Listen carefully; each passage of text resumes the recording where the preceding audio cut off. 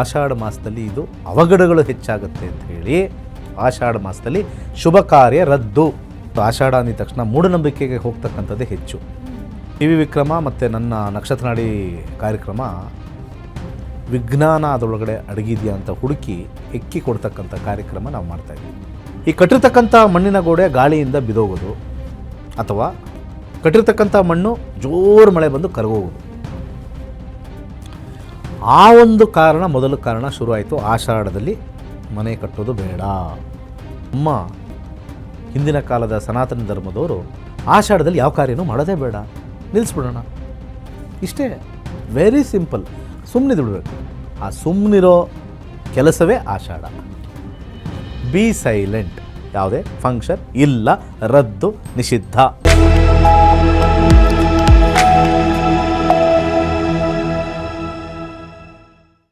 ಎಲ್ರಿಗೂ ನಮಸ್ಕಾರ. ನೀವು ನೋಡ್ತಾ ಇದ್ದೀರಾ ಟಿವಿ ವಿಕ್ರಮ ನಕ್ಷತ್ರ ನಾಡಿ ಕಾರ್ಯಕ್ರಮಕ್ಕೆ ಸ್ವಾಗತ. ನಾನು ಮುಮ್ತಾಜ್ ಅಬ್ದುಲ್ ನೆಲ್ಲೆಡ್ಕ. ಗುರೂಜಿ, ತಮಗೆ ಕಾರ್ಯಕ್ರಮಕ್ಕೆ ಆತ್ಮೀಯವಾದಂತಹ ಸ್ವಾಗತ. ನಮಸ್ಕಾರ ಎಲ್ಲರಿಗೂ. ಗುರೂಜಿ, ಆಷಾಢ ಮಾಸ ಪ್ರಾರಂಭ ಆಗ್ಬಿಟ್ಟಿದೆ. ಈ ಆಷಾಢ ಮಾಸದಲ್ಲಿ ಹೆಚ್ಚಾಗಿ ಯಾವುದೇ ಶುಭ ಸಮಾರಂಭಗಳು ನಡೆಯಲ್ಲ. ವಾಹನ ಖರೀದಿ, ಗೃಹ ಪ್ರವೇಶ, ಚಿನ್ನ ಖರೀದಿ, ಇದು ಯಾವುದು ಒಳ್ಳೆದಲ್ಲ ಅಂತ ಹೇಳ್ತಾರೆ. ನಿಜನಾ? ನಿಜ ಆದರೆ ಯಾಕೆ? ಇದ್ರ ಹಿಂದಿನ ಏನಾದರೂ ಕಾರಣ ಇದೆಯಾ? ನೋಡಿ, ನಾವು ಮೊದಲು ಯಾವುದೇ ಒಂದು ಆಷಾಢ ಅಂದ ತಕ್ಷಣ ಮೂಢನಂಬಿಕೆಗೆ ಹೋಗ್ತಕ್ಕಂಥದ್ದೇ ಹೆಚ್ಚು.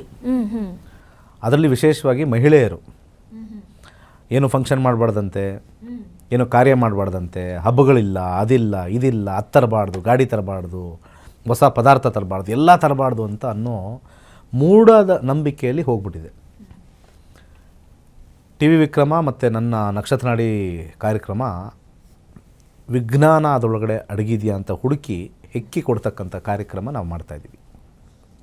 ಮೊದಲಿಗೆ ಆಷಾಢ ಅಂತ ಅಂದಾಗ ಸ್ವಲ್ಪ ಹಿಂದಿನ ಕಾಲಕ್ಕೆ ಹೋಗೋಣ. ಸ್ವಲ್ಪ ಹಿಂದೆ, ಭಾಳ ಹಿಂದೆ ಎಲ್ಲ ಹಳ್ಳಿಗಾಡು ಪ್ರದೇಶ ಇರ್ತಕ್ಕಂಥದ್ದು.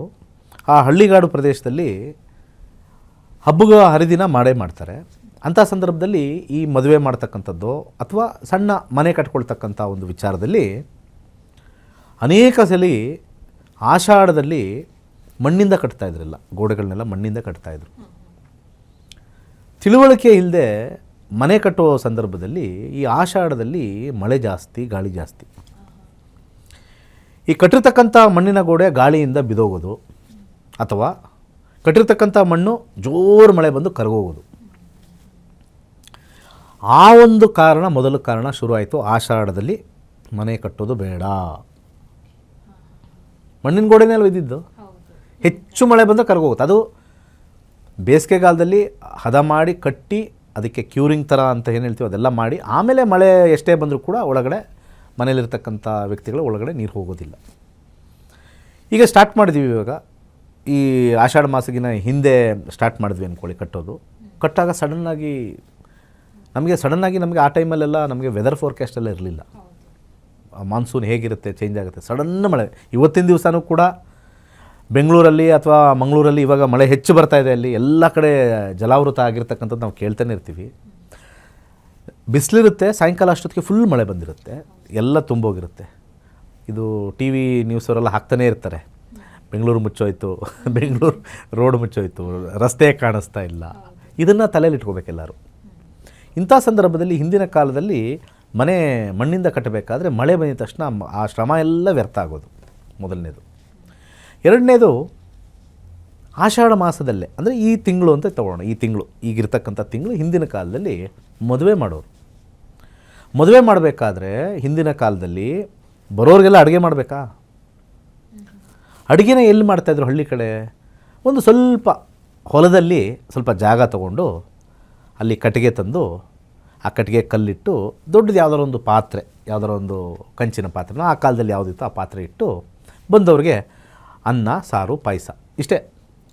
ಅಲ್ಲಿ ಮದುವೆ ಅಂದರೆ ಹಿಂದಿನ ಕಾಲದಲ್ಲಿ ಪಾಯಸದ ಊಟ, ಚೆನ್ನಾಗಿ ಪಾಯಸ ಹಾಕಿ, ಬೆಲ್ಲದ ಪಾಯಸ, ಅನ್ನ, ಸಾರು, ಇನ್ನೇನಿರುತ್ತೋ ಅದು.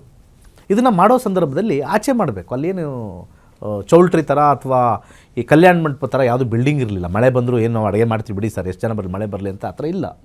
ಆಚೆ ತೆರೆದ ಛತ್ರ ಅಲ್ಲಿ ಮಾಡಬೇಕಾಗಿತ್ತು. ಸಡನ್ನಾಗಿ ಈ ಮದುವೆ ಕಾರ್ಯಕ್ರಮ ಮಾಡಬೇಕಾದ್ರೆ ಸಡನ್ನಾಗಿ ಆ ಮುಹೂರ್ತ ಸಮಯದಲ್ಲಿ ಮಳೆ ಬಂದುಬಿಡೋದು ಜೋರಾಗಿ. ಸುತ್ತಮುತ್ತಲಿರ್ತಕ್ಕಂಥ ಹಳ್ಳಿಯವರು ಈ ಒಂದು ಹಳ್ಳಿಯಲ್ಲಿ ನಮ್ಮ ತಿಳಿದವರು ಮದುವೆ ಮಾಡ್ತಾಯಿದ್ದಾರೆ ಅಂತ ಹೇಳಿ ಎತ್ತಿನ ಗಾಡಿ ತೊಗೊಂಡು ಬರಬೇಕಾಗತ್ತೆ. ಜೋರು ಮಳೆ ಬಂದಾಗ ರಸ್ತೆಗಳೇ ಸರಿ ಇಲ್ಲ, ರಸ್ತೆಗಳೆಲ್ಲ ಗುಂಡಿ ಆಗುತ್ತೆ. ಇನ್ನು ಎತ್ತಿನ ಗಾಡಿ ಅದರೊಳಗೆ ಹೋದರೆ ಎಲ್ಲ ಹೂತೋಗುತ್ತೆ, ಕೆರೆ ಕಟ್ಟೆಗಳೆಲ್ಲ ಮುಳುಗೋಗೋವಂಥ ಸಮಯ. ಅಂಥದ್ರಲ್ಲಿ ಜೀವಕ್ಕೆ ಸಮಸ್ಯೆ ಆಗ್ತಕ್ಕಂಥದ್ದು. ಗರ್ಭಿಣಿಯರಿರ್ಬೋದು, ಮಹಿಳೆಯರಿರ್ಬೋದು, ಮಕ್ಕಳಿರ್ಬೋದು, ಎತ್ತಿನ ಗಾಡಿ ಹತ್ತಿ ಹೋದಾಗ ಅಲ್ಲಿ ಕಾಲು ದಾರಿ, ಮಣ್ಣು ದಾರಿಗಳು ಹೆಚ್ಚು. ಅಲ್ಲಿ ಮಳೆ ಬಂದು ಗಾಡಿಗಳು, ಚಕ್ರಗಳು ಊತಾಗ್ತಕ್ಕಂಥದ್ದು, ಅಥವಾ ಅಲ್ಲಿ ಕೆಳಗಡೆ ಒಂದು ಇದು ಮಡ್ ಸ್ಲೈಡ್ ಅಂತ ನಾವೇನು ಕರಿತೀವಿ ಅದಾಗ್ತಕ್ಕಂಥದ್ದು ಬಹುತೇಕ ಇದ್ದಾಗ ಏನಪ್ಪ ಇಂಥ ಮುಹೂರ್ತಕ್ಕೆ ಕರೆದ್ರು ಹೋಗೋ ಟೈಮಲ್ಲಿ ಅಪಶಕುನ ಆಗೈತಲ್ಲ, ಅಪಶಕುನ. ಎಲ್ಲ ಕಾಯ್ತಾ ಇದ್ದೀವಿ, ಮಳೆ ಜೋರು, ಯಾರೂ ಬಂದಿಲ್ಲ. ಅಲ್ಲಿ ಅಡುಗೆ ಮಾಡಿಸ್ತಾ ಇದ್ದೀವಿ, ಅಲ್ಲಿ ಬೈಲಲ್ಲಿ ಮಳೆ ಬಿದ್ದು ಅಲ್ಲೂ ಕೂಡ ಸಮಸ್ಯೆ ಆಗಿದೆ, ಬೆಂಕಿ ಯಾರೋಗಿದೆ. ಕಟ್ಟಿಗೆ ಎಲ್ಲ ಕ್ಲೀನಾಗಿ ಒಳ್ಳೆ ಒಣಗಿರೋ ಕಟ್ಟಿಗೆ ಬೇಸಿಗೆಗಾಲೆಲ್ಲ ತಂದಿಟ್ಟಿದ್ದೀವಿ. ಆಷಾಢದಲ್ಲಿ ಮಳೆ ಬಂತು, ಕಟ್ಟಿಗೆ ಎಲ್ಲ ನೆಂದೋಗಿದೆ. ಜನ ಎಲ್ಲ ಬಂದಿದ್ದಾರೆ, ನೆನ್ನೆ ಎಲ್ಲ ಮಳೆ ಇತ್ತು, ಇವಾಗ ಜನ ಬಂದಿದ್ದಾರೆ. ಅಲ್ಲಿ ನಮಗೆ ಕಟ್ಟಿಗೆ ಇಲ್ಲ ಸ್ವಾಮಿ. ಗ್ಯಾಸ್ ಎಲ್ಲಿತ್ತು ಆ ಟೈಮಲ್ಲಿ? ಕಟ್ಟಿಗೆ ಇತ್ತು ಸ್ವಾಮಿ, ಹೆಂಗೆ ಅದು ಹೆಂಗೆ ಮಾಡಿದ್ರು ಎಲ್ಲೂ ಕಡೆ ಸಿಗ್ತಾ ಇಲ್ಲ. ಆವಾಗ ಹೋಗಿ ಹುಡ್ಕೊಂಬರೋರು.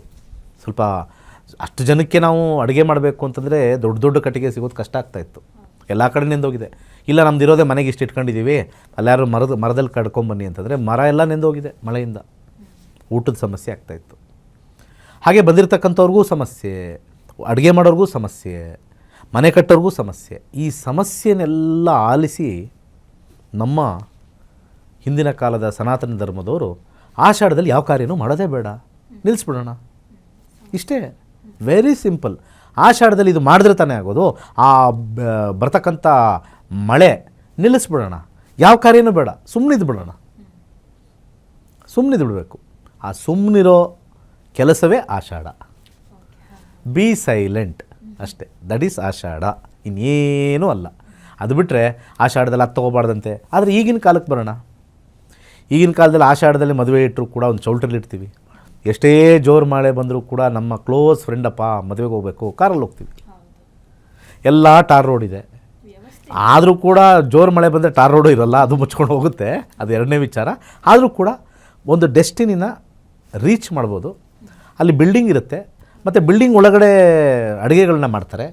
ನೀರು ಅಷ್ಟು ಇರೋಲ್ಲ. ಆದರೂ ಕೂಡ ಬೇರೆ ಬೇರೆ ವಾಹಿನಿಲಿ ಅಥವಾ ನಾವೆಲ್ಲ ನ್ಯೂಸ್ ಚಾನಲ್ ನೋಡಿದಾಗ ಎಲ್ಲ ಜಲಾವೃತ ಆಗಿಬಿಟ್ಟಿರುತ್ತೆ. ಎಷ್ಟೊಂದು ಅಪಾರ್ಟ್ಮೆಂಟ್ಗಳು ಜಲಾವೃತ ಆಗಿದೆ. ಸೊ ಆಷಾಢ ಮಾಸದಲ್ಲಿ ಇದು ಅವಘಡಗಳು ಹೆಚ್ಚಾಗುತ್ತೆ ಅಂತ ಹೇಳಿ ಆಷಾಢ ಮಾಸದಲ್ಲಿ ಶುಭ ಕಾರ್ಯ ರದ್ದು. ಅಂದರೆ ಶುಭ ಸಮಾರಂಭಗಳಿಗೆ ಯಾವುದೇ ತೊಂದರೆ ಆಗಬಾರ್ದು. ಅದರಿಂದಾಗಿ ಆಮೇಲೆ ಯಾವುದ್ಯಾವುದೋ ಆಯಾಮ ಕೊಡೋದು ಯಾಕೆ ಬೇಕು, ಅದಕ್ಕಿಂತ ಸುಮ್ಮನೆ ಇರೋದು. ಸುಮ್ಮನೆ ಆಯಾಮ ಬೇಡ, ಸುಮ್ಮನೆ ಆಷಾಢದಲ್ಲಿ ಏನು ಮಾಡೋಂಗಿಲ್ಲ, ಕೆಟ್ಟದಾಗತ್ತೆ ಅಂತ ಸಾಮಾನ್ಯ ಜನಕ್ಕೆ ಕೇಳ್ಬಿಟ್ರು. ಅವ್ರಿಗೆ ಎಕ್ಸ್ಪ್ಲೈನ್ ಮಾಡ್ಕೊಂಡು ಕೂತ್ಕೊಳ್ಳೋಕ್ಕಾಗತ್ತಾ? ಮಳೆ ಬರುತ್ತೆ, ಅದಾಗುತ್ತೆ, ಇದಾಗುತ್ತೆ, ಬೇಡ, ಆಷಾಢದಲ್ಲಿ ಮಾಡಬೇಡಿ, ಆಷಾಢದಲ್ಲಿ ಮುಹೂರ್ತಗಳಿಲ್ಲ ಆ ರೀತಿಯಾಗಿ ಆ ಟೈಮಲ್ಲಿರ್ತಕ್ಕಂಥ ಈ ಮುಹೂರ್ತ ಕೊಡ್ತಕ್ಕಂಥವ್ರೆ ಡಿಸೈಡ್ ಮಾಡಿಬಿಟ್ರು. ಸುಮ್ಮನೆ ಮಳೆ ಬಂದು ನಮಗೆ ಬೈತಾರೆ, ಏನು ಸ್ವಾಮಿ ಒಳ್ಳೆ ಮುಹೂರ್ತ ಹಾಕ್ಕೊಟ್ರಿ, ಮಳೆ ಬಂತಲ್ಲ, ನಿಮಗೆ ಗೊತ್ತಿರಲಿಲ್ವೇ, ನೀವು ಕಾಲಜ್ಞಾನಿಗಳಲ್ವೇ, ಮಳೆ ಬರೋ ಟೈಮಲ್ಲಿ ಹಾಕ್ಕೊಟ್ಟಿದ್ದೀರಾ, ಆ ಮುಹೂರ್ತ ಸರಿ ಇಲ್ಲ, ನಮಗೆ ಮಳೆ ಬಂತು. ಹೋದ ವಾರ ನಮ್ಮ ಎದುರುಗಡೆ ಮನೆ ಎಂಟಣ್ಣ ಮಾಡ್ದ ಮದುವೆ, ಅವನ ಟೈಮಲ್ಲಿ ಮಳೆ ಬಂದಿರಲಿಲ್ಲ, ಅವ್ರಿಗೆ ಮುಹೂರ್ತ ಹಾಕ್ಕೊಟ್ರೆ, ನನಗೆ ಹಾಕ್ಕೊಟ್ಟಿರೋ ಮುಹೂರ್ತನೇ ಸರಿಗೆ ಹಾಕ್ಕೊಟ್ಟಿಲ್ಲ ನೀವು ಅಂತ ಮುಹೂರ್ತದ ಮೇಲೆ ಹೋಗ್ಬಿಡ್ತಾರೆ. ಆದರೆ ಕಾಲದ ಮೇಲೆ ಅಥವಾ ಪ್ರಕೃತಿ ಮೇಲೆ ಹೋಗೋದಿಲ್ಲ. ಬೆಸ್ಟ್ ಏನು, ಆ ಸಂದರ್ಭದಲ್ಲಿ ಆಷಾಢದಲ್ಲಿ ಯಾವುದೇ ಫಂಕ್ಷನ್ ಇಲ್ಲ, ರದ್ದು, ನಿಷಿದ್ಧ ಅಷ್ಟೇ. ಇದು ಮುಖ್ಯ ಕಾರಣ ಅಷ್ಟೇ, ಇನ್ನೇನಿಲ್ಲ. ಎಸ್. ಸೊ ಆಷಾಢ ಮಾಸದಲ್ಲಿ ಯಾವುದೇ ಶುಭ ಸಮಾರಂಭವನ್ನು ಯಾಕೆ ಮಾಡಲ್ಲ ಅನ್ನುವಂಥದ್ದಕ್ಕೆ ಬಹಳ ಅದ್ಭುತವಾಗಿ ಗುರೂಜಿ ಇವತ್ತಿನ ಕಾರ್ಯಕ್ರಮದಲ್ಲಿ ತಿಳಿಸ್ಕೊಟ್ಟಿದ್ದಾರೆ. ನಿಮ್ಮವರಲ್ಲೂ ಕೂಡ ಬಹಳಷ್ಟು ಮಂದಿಗೆ ಈ ಕನ್ಫ್ಯೂಷನ್ಸ್ ಇರ್ಬೋದು, ಅಂಥವರಿಗೆ ಈ ಕಾರ್ಯಕ್ರಮವನ್ನು ದಯವಿಟ್ಟು ಕಳಿಸ್ಕೊಡಿ. ಈ ಅದ್ಭುತ ಮಾಹಿತಿಗೆ ಧನ್ಯವಾದಗಳು ಗುರೂಜಿ. ಖಂಡಿತ. ಎಲ್ಲರಿಗೂ ಒಂದು ವಿಚಾರ, ಕಾರ್ ತಗೊಳ್ಳಿ, ವಾಹನ ತಗೊಳ್ಳಿ, ಏನು ಬೇಕಾದ್ರೂ ಮಾಡಿ, ಈಗ ನಮಗೆ ಸುರಕ್ಷಿತವಾಗಿದ್ದೀವಿ. ಸೊ ಅದನ್ನು ಆಷಾಢ ಭೂತಿ ಅಂತ ಕರೀತಾರೆ. ಆಷಾಢದಲ್ಲಿ ಏನೂ ಮಾಡಬಾರ್ದು ಅಂತಿರ್ತಾರೆ, ಅದು ಆಷಾಢ ಭೂತಿ ಅಂತ ಕರೀತಾರೆ. ಸೊ ಆಷಾಢ ಭೂತಿನ ಬಿಡೋಣ, ಮುಹೂರ್ತ ಇಲ್ಲ ಅಂತ ಅಂದ್ಕೊಂಡು ಹೋಗೋಣ. ಆದರೆ ಇದು ಹಿಂದಿನ ಕಾಲದಲ್ಲಿ ಬಂದಿರತಕ್ಕಂಥ ಒಂದು ಪದ್ಧತಿನ ನಾವು ಫಾಲೋ ಮಾಡ್ತಾಯಿದ್ದೀವಿ ಪ್ರಕೃತಿಯ ವಿಚಾರಕ್ಕೆ. ಸೊ ಎಲ್ಲರಿಗೂ ಒಳ್ಳೆಯದಾಗಲಿ. ಸರ್ವೇ ಜನ ಸುಖಿನೋ ಭವಂತು. ನಮಸ್ಕಾರ.